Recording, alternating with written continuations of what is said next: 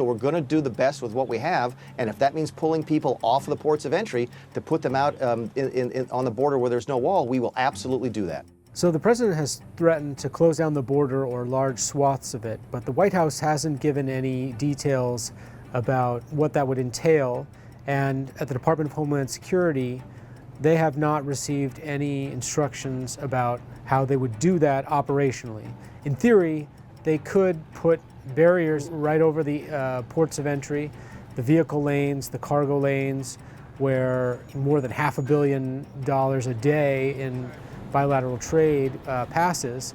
The problem is that that isn't going to stop the source of what the president sees as the crisis, which is the huge number of Central American migrant families who are coming across the border and seeking asylum and overwhelming the U.S. Border Patrol.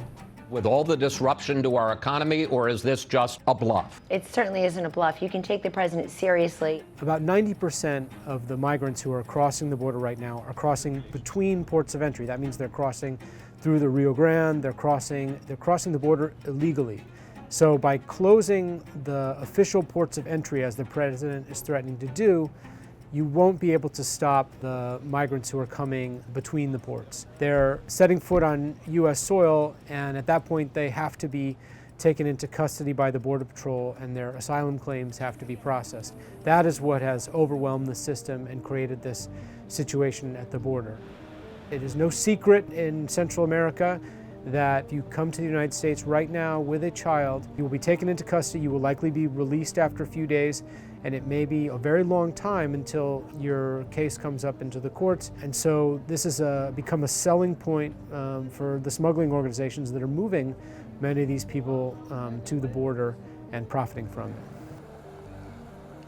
While I was in El Paso, I spent some time with Ruben Garcia. He's the director of Annunciation House in El Paso. That's a nonprofit organization that receives migrants after they're released from U.S. custody. When I was with him, he was looking for a warehouse that he might be able to lease in order to find a place to put these people up.